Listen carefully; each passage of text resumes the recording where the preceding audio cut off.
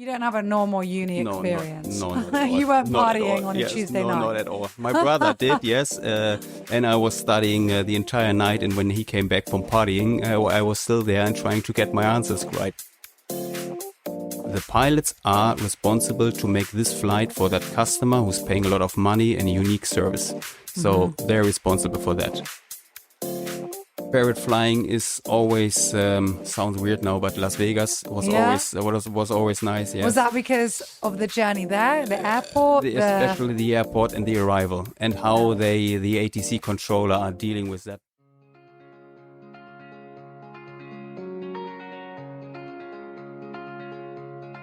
I'm Farah Shammas. Welcome to Hotel Talk. We hope you enjoy listening to this friendly conversation between people connected by real life in hotels.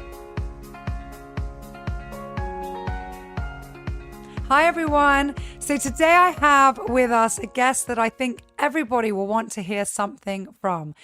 He is a pilot, so he's not a hotelier, but boy, are pilots the heart and soul of the tourism and hospitality industry. His name is Korcz. He lives in Cyprus currently, but he's originally German. He's worked for Air Berlin for 15 years, the Lufthansa Group, and he's been a private pilot before and now. And he's also the director of Skyside, which I'm actually going to let him tell us all about as we chat today. Kevin, thank you so much for being here. Farah, thank you for having me here, and I will explain, of course, every questions you have. Good. So we should actually say that Kevin and I are friends. Our kids are besties, so we see each other quite a bit. They are. And so we'll have our jokes as well running along while we talk in this podcast. So Kevin, the first thing I want to discuss actually is, when did you decide to become a pilot and how? That was quite early, in the early stage, around age of 14 already. Okay. So it was always become a pilot or study medicine. So that was it. Oh wow, or So, medicine. Yeah, that's it. But that's And it's completely different. It's is. not even. It is totally different. But then, in the age of 14, I went to it was a small airport, and they did this sailplanes. So I did it. The first flight without an engine. It was What's a a sailplane. sailplane? A sailplane is just, a plane without an engine. It sounds weird, but And scary and no, dangerous. It's not dangerous. It's really fun. It's really nice. You learn how to fly a plane, actually. So I did it, and I got my license at the age of 16. That's the earliest stage you can apply for that license, and I got it. And thereafter, it was quite easy. Of course, then I want to continue, and I got my commercial pilot license. I studied from the age of 18 after I finished my school. How many years do you have to study to become a pilot? It's approximately 3.5 years. 3.5 years. And then you were able to apply for your license. And I'll ask a weird question now. Is it very expensive? It is. I spent approximately 80,000 euros for the license. Wow. And it is without a type rating. You have to know that. It's only the paper that you are able and allowed to fly planes. The type rating is, for example, to get trained on the specific aircraft type, like Airbus or Boeing or whatever. And then you have to do so many hours as well in order to get the license. Yeah. Exactly, yes. Yeah. It depends then on the aircraft type. As soon as you're trained on a qualified, for example, I started my career then here on Cyprus, and I flew a business jet. It's a Dassault Falcon 50, 3-engine jet. And as soon as you're type rated on that jet, you are qualified on the jet, of course, but then you have to undergo simulator training and all that stuff twice a year to be qualified. And of course, you have to fly a minimum quantity of hours and able to be licensed. And the health and safety, and you have to be like an engineer to learn all about the engines and I guess management as well, to know about the airports and staff. And I imagine there's a huge scope in pilot training. There's a huge scope. Yeah, it's really intense. It's not only a qualification, it's really intense. So 3.5 years, what I just mentioned, it's really it's not 24/7, but there's really rare free time you have. So you don't have a normal uni No, experience. not at all. You weren't Not at partying all. on a Yes, Tuesday no, night. not at all. My brother did, yes, and I was studying the entire night. And when he came back from partying, I was still there and trying to get my answers right. Oh, bless. Was it worth it? Absolutely, I would say yes. I mean, definitely, yeah. Okay, so then you finished. You became a pilot for a private plane, sorry. And then you went commercial. Why did you make that move and how did all of that come about? I mean, yeah, it's correct. So I started my career then on this Dassault Falcon 50 business jet. And I mean, I was quite young. You were able to get the license, by the way, was 21. That's the earliest stage in the European Union to get the license. And I got it was 21. So I started then on the business jets. And after almost 2 years, I got the offer from Air Berlin because they were looking for experienced pilots already. And they offered me like a base where I grew up actually, and then on the Airbus. And as soon as you are young, most of the people or most of the pilots want to fly bigger planes. And that was, I mean, the offer was quite good. So I did it, and it was absolutely nice time. The best time, huh? That's amazing. Did anybody inspire you to become a pilot? I mean, did you watch a movie or did you meet a pilot, or who inspired you? To be honest, not really. I mean, not really. So there was not this person who inspired me. During my pilot training to get my license, I worked in Hamburg already at the airport. It's called a ramp agent, and you're responsible for the entire like you're supervising the if the baggage is really loaded and like the weight and balance and the passengers are boarded and all that stuff. So I got a feeling of being there, and you work with the pilots together, and that was this thing where I said, okay, that's absolutely what I want to do. Wow. So I continued, but there was not this specific person. Of course, as a small or as a young kid, these Top Gun movies or whatever, yeah, that inspired me, of course. But of course, nice pictures. But no, that wasn't it. It was just I want to. The calling. Absolutely, yeah. And tell us a bit about the difference between private piloting and commercial, because I mean, it must be night and day, the difference between them. I mean, I imagine completely opposite in that you're dealing with mainly one client, that you've got many you've got your teams. Tell us a little bit about that and which you prefer. It depends on the company, to be honest. Mm-hmm. So in the airline, everything is organized for you. You have a staff number, you got your duty plan, and you actually know 1 month ahead where you're supposed to fly. So it's all planned. Yeah. You got your flight plans, the catering is organized and all that stuff. So you just be there. So if you don't like spontaneity, that's definitely... I mean, you have some standby duties as well. And as soon as you have standby duties, you need to be at the airport within 1 hour for check-in. So this is, you have to keep that in mind as well. But coming back to the business or executive aviation, there's a bit more to organize. Like, for example, the request of the customers, like catering. You need a flight attendant, yes or no. You have to be responsible for flight planning. I mean, you do not file a flight plan actually going from A to B. You have an agency for that, but you have to print the flight plan. So you are more than you are managing all that. So the entire thing. Of course, you have we have now as Skyside. I will come to that later. We have our own dispatch, and they're responsible for that. But anyway, the pilots are responsible to make this flight for that customer who's paying a lot of money and a unique service. So they're responsible for that. And within the airline, you print your flight plan, you sign it, you order your fuel, you sit in the cockpit, you put all the flight plan management stuff inside, and you go. So it's like 4 legs. 1 leg is going from A to B, 4 legs a day, and this 5 days in a row. Night shifts, etc. And within the executive or business aviation, you have a flight from A to B, but because we try to sell then the plane, of course, further, going from B to wherever. So, and this is quite spontaneous. So actually the crew will board the plane. They know actually that they're going to B, but they don't know in which country they will rest. And this is what Skyride's Skyside will absolutely. Most of the operator are doing this, yes, because the empty legs, we try our best not to plan so many empty legs, because the empty legs are the expensive legs, and somebody has to pay for it. To be competitive at the market, you need to sell those empty legs as well. Definitely, and not to mention it's much more sustainable in every way. Absolutely. So tell us some funny stories, because you must have some hilarious stories over the years, 20 years in the industry. Tell us about some journeys that are memorable and made you smile. Yeah, there were some nice stories, to be honest. One story was I flew Airbus A330, so long haul within Lufthansa Group. And we flew from Frankfurt to Las Vegas, and Las Vegas was always unique and nice. Being there for 3, 4, 5 days.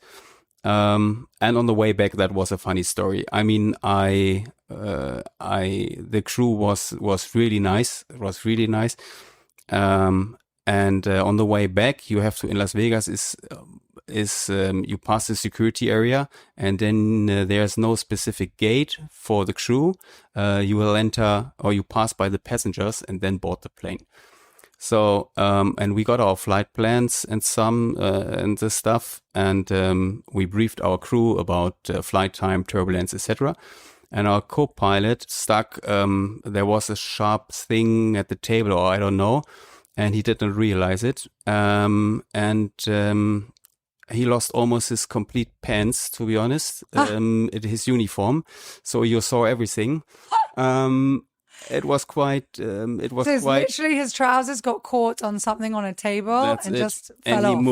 He moved. No, it doesn't fall off. It was completely ripped off. Oh my goodness! Just some pieces there left over. And all the passengers were just there watching. Everybody was watching, and he saw that, of course, as well. It was quite. For him, I don't think it was nice for him, but it was quite a nice situation. And then we covered him. And the funny thing is, he was in between the crew, I would say, within our group, but the door was locked. So, and the gate personnel was not able to open the door. It just gets worse now. For him. Yes. And the passengers took pictures, and they were laughing, and you saw everything. Yeah. For him, it was funny. That was funny. I was really, hilarious. And what about passenger stories? I'm sure you've flown hundreds or thousands of passengers. Tell us, I've been on planes and just seen some hilarious situations. Is there anything that springs to mind? Something that was passenger-wise, yes, I flew for sure millions of passengers, hundreds of thousands of passengers. So there are really plenty of stories, nice stories, bad stories. We got a marriage on board. Which was nice, yes. How did that happen? They were allowed to get married on board? We know that in advance. Yeah. That was a request, and it was a flight from Munich to Orlando, Florida, and they asked us if they can do that, etc. And we said yes, of course, and they did it. So that was quite nice. That was. And really why did nice. They want to get married? Was there like a story behind that? I have no idea, to be honest. They approached us. Half an hour prior boarding, so the airline even wasn't aware of that. But where would that be registered then? Honestly, I don't think it was official. Yeah, so it don't because there was nobody to prove that. Yeah. And they flew to Orlando, and I think the official marriage happened there. Absolutely, yeah. Some not nice stories. Sick passengers, ill passengers, which is really also for the cabin crew is not nice, not a nice situation.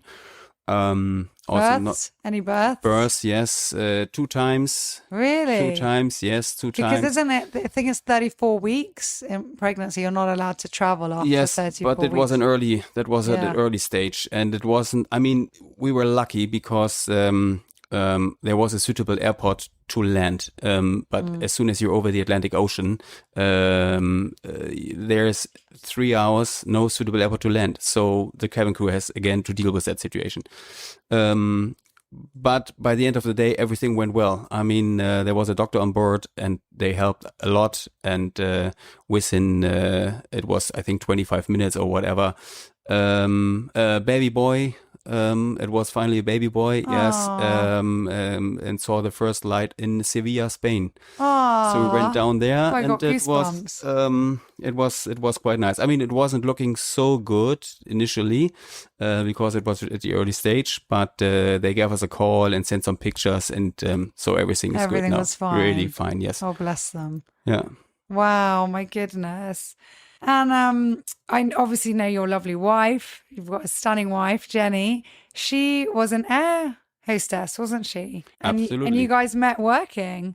So I imagine that's quite a common phenomenon in the airline industry because of the hours, if nothing else, and the hectic time schedule. I know it happens a lot in hotels. People meet their soulmates, their life partners while working in a hotel. And I know that Jenny told me as well, she has many, many friends who also married pilots. And that's absolutely true. Absolutely. I met Jenny on a plane. She came out of a standby duty. So she had standby and then jumped onto our aircraft. And the first thing I said to her was, and I was co-pilot at this time, I said to her something with her shirt was not right or whatever. And she was like, "Who are you? What do you want to tell me now?" And I said, "Oh, your shirt is not right." So that was actually were the first words we exchanged. But that was quite funny. So, and then she left Air Berlin actually. We flew, I think, twice maximum, and she left. And half a year later, we met by coincidence. Oh, you didn't keep in touch? No, then? not at all. We met again in Hamburg because we both from Hamburg. And and then it came all up. And there now, you go, more than 2 children later. 10 years of marriage, yeah. It is like it is. Yeah. Oh, that's so, so, so sweet. So I know from British Airways, the crew used to stay at our hotel here. They used to stay overnight and fly back. So I know different airlines and different journeys have different stays. You must have stayed in probably thousands of hotels in your time. Tell us a little bit about the different hotel experiences you've had. What's been memorable? What's convenient? What isn't? What did you like? What didn't you? Yeah, give us a bit of hotel gossip. Yeah, for the crew is always important the location. And we have a dedicated crew. They're responsible also within Skyside now. They're responsible to find proper hotels, like at least 4-star hotels, but normally, I mean, it's a 5-star hotel. So the location is, it's definitely, we have to take care of that. Meaning the proximity to the airport or the proximity to a town? No, not really airport. I mean, airport as well. So we say also within the airline is maximum 1 hour by bus. So driving, pick up to the airport. But like beach or shops nearby, because as soon as you're somewhere, especially the cabin crew, they want to go shopping. So this is, and they want to get some souvenirs or whatever. The quality of food, it's, you have to definitely take care of it. And because of the time zone differences, etc., you have to take care of, the opening hours of the restaurant, but at least, of course, they're not 24/7, but at least that there is a service to serve you on the room as soon as you like you want to order at 3 o'clock in the morning, which is quite is not unusual. It sounds weird, but as soon as you're somewhere, you're hungry after 12 hours flying, so you have to order something like that. Yeah, and of course, it must be quiet. That's it. Because the worst thing which can happen, and it happens really a lot, that people, crews are calling us then and saying, "I'm not fit. I'm not sick, but I'm not fit." So it's called unfit to fly. Unfit to fly. Yeah, fly, so travel. Unfit to fly, yes. So, and this is a term, so you cannot take this crew member, and then you have, I mean, as soon as you're 12 hours out of the home base, it's not so easy. So that's some key points. Location. And security, I remember with BA, we had all these checklists to do, and we had to have a chain on the door. We had to have what is it called? The eye on the door, so yes, they could, the fish eye, so they could see out, things like that. They couldn't be with interconnecting rooms if it wasn't a crew member on the other side. There's some more bullet points actually, but that's not on my list. Yeah. I mean, the hotel wise, it's which was good. It's always a 4 or 5 star standard, and that was it. Amazing. So, what's the best destination or the best trip that you've done, or your favorite flying? Favorite flying is always sounds weird now, but Las Vegas was always nice. Yes. Was that because of the journey there, the airport, especially the airport and the arrival, and how the ATC controller are dealing with that high amount of traffic. They are so easy, so relaxed. It's unbelievable how they do it. Wow. And then flying parallel this strip is just unbelievable. That's one side. The other side is the relaxing part, like Maldives or Mauritius. Mauritius was always nice. Also, the hotel was really amazing there. I really liked it. And of course, Bangkok was always interesting. Let's call it this way, because so many things happened in Bangkok. That's what they say. What happens in Bangkok stays in Bangkok. Same as Vegas. What about weather conditions? Have you flown in some scary weather conditions? Oh yeah, I did. Every pilot get used to that for sure. Especially on long haul and especially in the airline industry. How do you keep calm? You have to keep calm. You have to identify the situation. You get trained on the weather radar. And you are just telling ATC what you're supposed to do. Mm-hmm. So you're just telling them we need to turn right, left, whatever, in order to avoid this bad weather, like thunderstorms. But as soon as there's a thunderstorm in the area of the airport and you have to land there somehow, that's part of the good flight planning. That you can identify, okay, there will be bad weather as soon as of our estimate time of arrival. So we take care of some additional fuel to avoid being in a corner somehow, fuel-wise. And that's quite important for the airline industry as well for Skyside. There are some other airlines. Of course, you can add some fuel, but the minimum quantity, for example.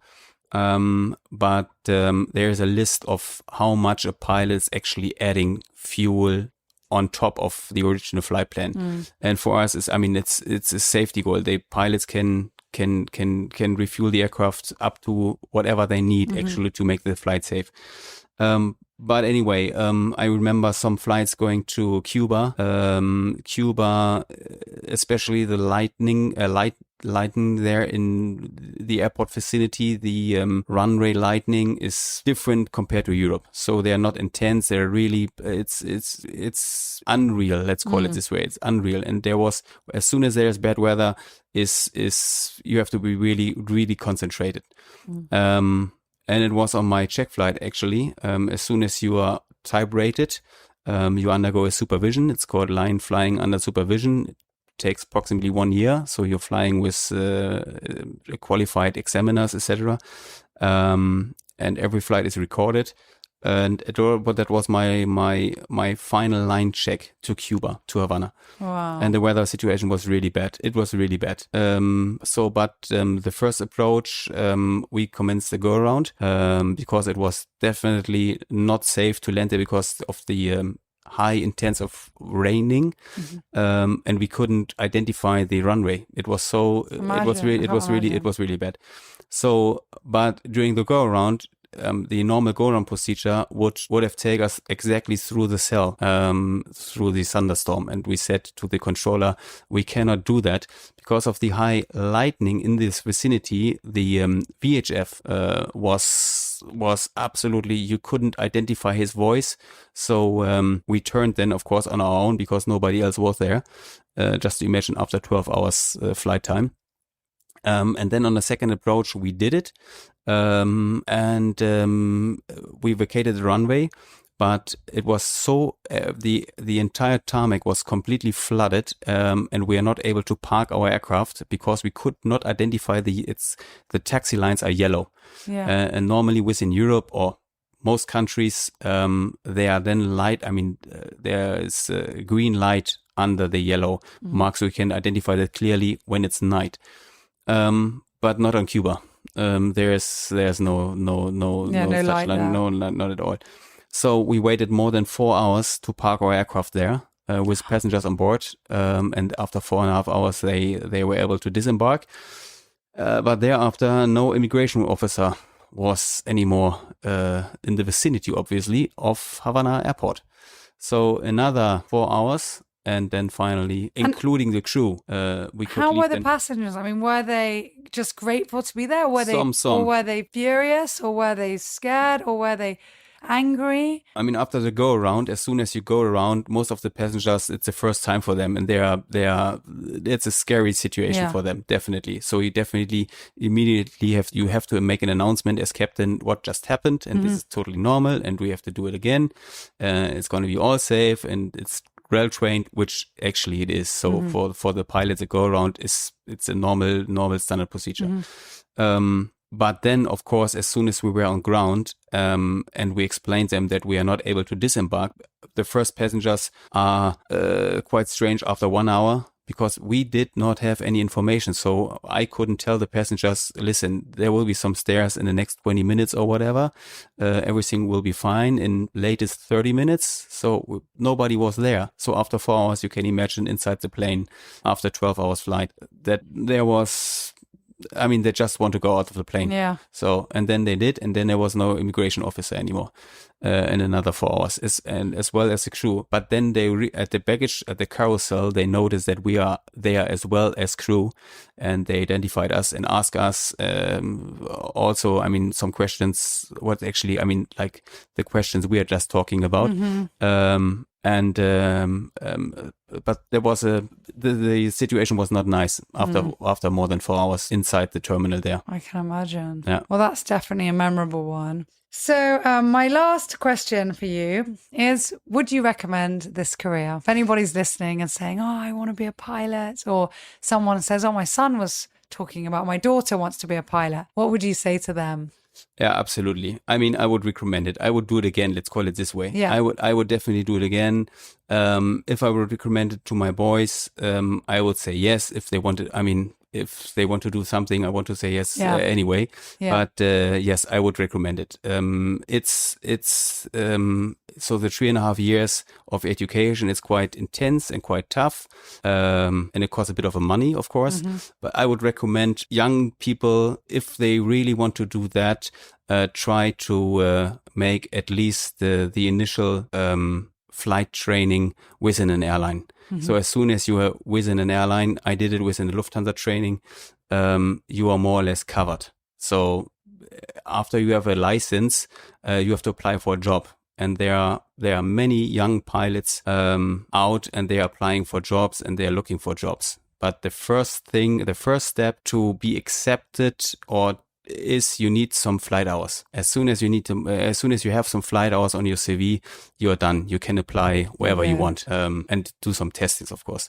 But the first step is this is the toughest one. So after the license, I would say keep in mind not to have a job for maybe 1 year, but thereafter and apply for the jobs wherever you want and just do it. And after 1 year, for sure, they will find a job. Oh, that's really nice. Words of advice. So the closing tradition is a random question now. So it's not my question, so I am done with mine. But the team have put together some questions. I don't know what they are. I have to say stop. So yeah, you just tell me and we'll pull one out. I say stop now. Oh, okay. So here we go. Oh, well, I think we've already covered that. I want to pull another one now. It's, what was your dream job as a child? Okay, yeah, we covered that. Yeah, we've covered that. Okay, so before you thought of medicine or pilot, was there anything else? Honestly, no. No? No, Well, there was nothing. That's so nice. So you're living your dream. Yeah, I'm living a dream, especially now here. What a perfect way to end it. Yeah. Kevin, thank you so much. Thank you. Everyone, thank you for listening, and tune into the next one soon. Bye from us.